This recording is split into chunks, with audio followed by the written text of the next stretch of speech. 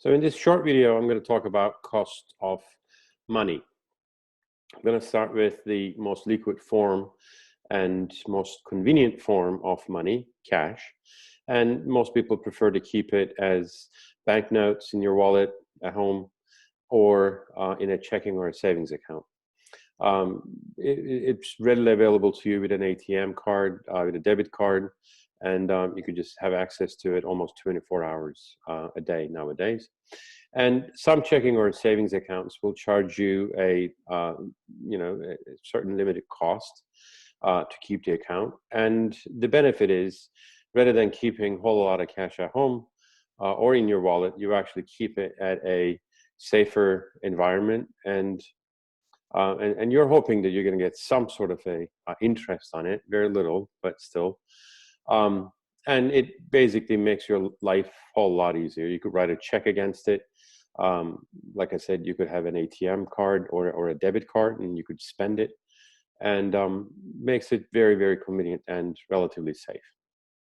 Now, I said with cash, you earn nothing. Basically, you have the convenience of having a liquid form of money, and you could basically spend it any way you like it. However, if you were to give up that liquidity, you could perhaps earn a little bit of interest. For the sake of this lecture, I want to refer to that interest as rent on money. And the idea is very simple. If you have a house, you rent it out, and then you basically lose the use on that house, and somebody else uses your property and they pay you rent for it. Very similarly, when you lend your money, you're basically renting it away. Somebody gets your money, uses it, and does whatever they like with it, and then they return it. And for the time that they actually have your cash, you charge them rent. Now, you have two concerns, obviously, when you rent your money or when you lend your money. Number one, will you get your money back? How likely is it that you're going to get it back? And how much are you going to charge? So as we progress in our lectures, you're going to also start to think about how long are you going to give it up or give it out for rent. But this is a very serious question. Will you get your money back? And that defines the risk of lending your money. And very much like, again, renting your house, are you going to get your house back in the condition that you rented out to begin with? Same thing with the money. Are you going to get your money, all of it or part of it, or are you going to struggle to get it back? Do you need to do some sort of a legal proceeding to get it, or will you as easily get it as you gave it away or lended it out? So how much are you going to charge? Are you going to charge $1 a week? Are you going to charge a percentage? Are you going to charge a fixed commission? And it's completely up to you and the person who's renting the money from you. But there is a market for renting money or lending money, and you could easily participate in that market. And there are people who need money, and therefore they borrow it from you. And there are the supply side of money, and then there's the demand side of money. And those people who supply will charge the interest or rent, and those people who demand the money will be paying it. So who can you lend your money to? You can lend it to individuals, companies. You can lend it to banks. Believe it or not, banks actually are big borrowers. While anytime you open up a checking or a savings account or a certificate of deposit, you're actually lending your money to banks for them to lend it out to others. So that's usually how banks make money. They borrow from you at a X%, and then they turn around and lend it to others at a X+%. And that +% is how they make their living. You could lend your money to the municipalities or to governments. You could lend it to your domestic government, to the state government or federal government, or a foreign government. So how about you wanted to earn more and you're willing to take some more risk? Um, so let's define that concept of risk. Obviously, if you know that you are definitely getting your money back, we really wouldn't consider that to be a risky investment. So think of it like this. Let's say that you have a borrower A and borrower B. Now, with the borrower A, we know that definitely paying back. And then borrower B, most likely paying back. Now, again, in this, lending the money market, you will have people very much like yourself who have money and who want to lend it out. And then on the demand side, there will be people or institutions who need the money, who needs to borrow the money. So obviously, the borrowers don't want to be in a situation as borrower B.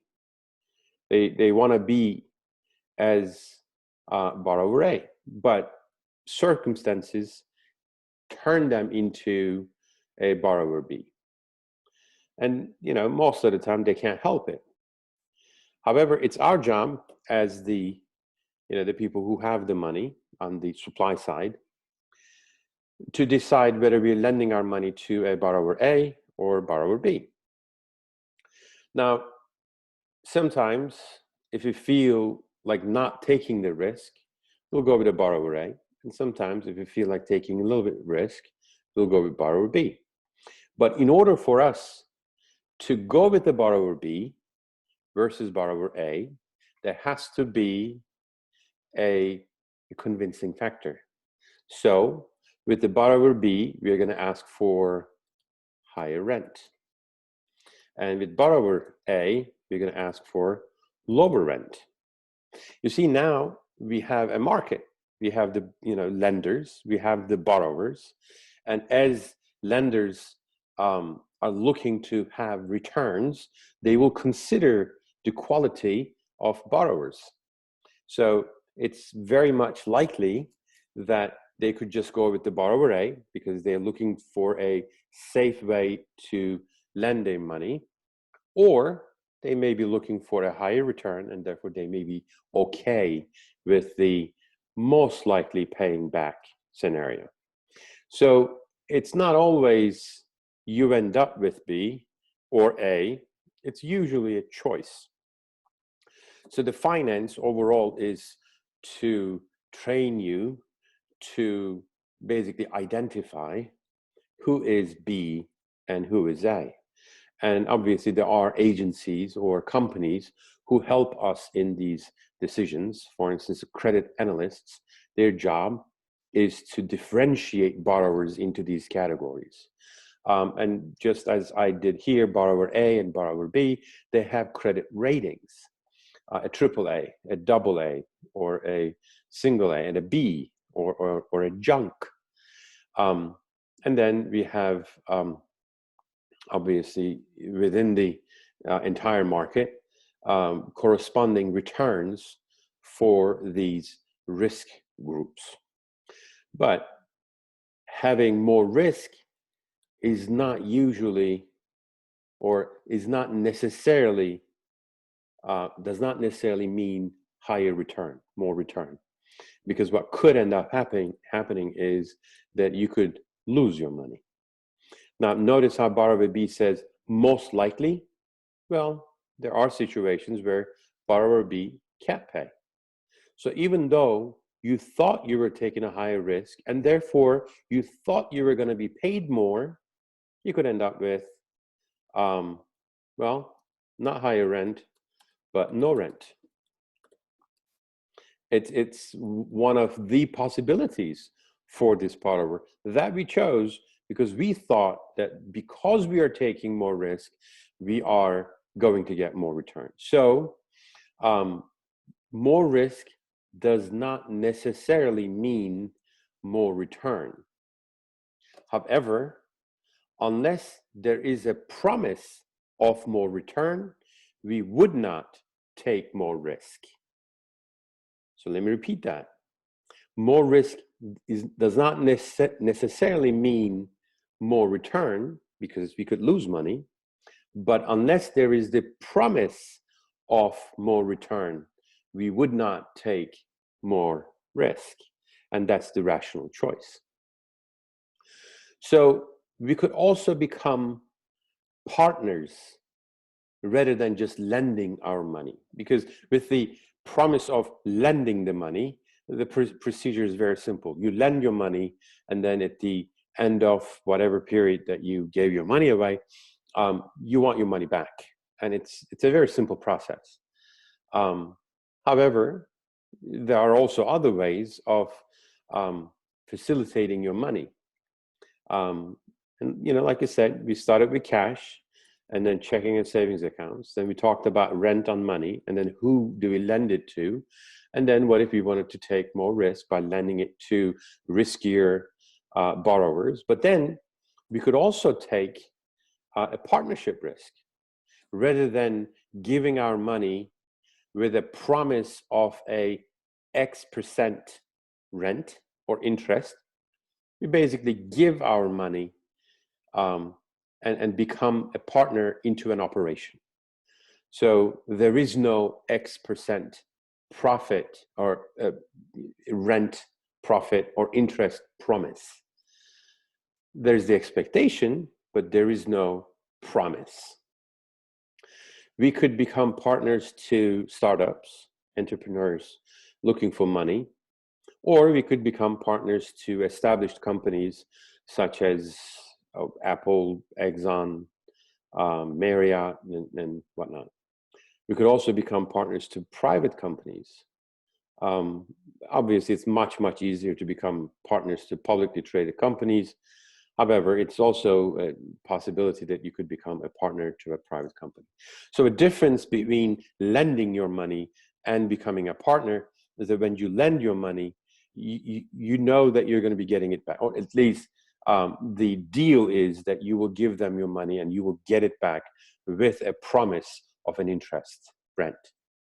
However, when you become a partner, you're giving your money. There is no promise that you're going to get your money back, and there is no promise that you're going to get X% return.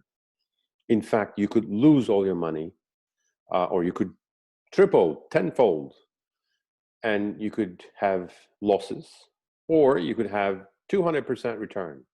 But you become a partner to a company rather than just lending them the money. So the bottom line is money has rental value. And by giving up liquidity and by taking risk, you are asking for return, corresponding return. So the return should be proportional to the amount of risk you're taking. But then again, the key word is should be. But unless there is that promise of higher return for higher risk, then you wouldn't invest it to begin with. But again, the bottom line is that money has rental value.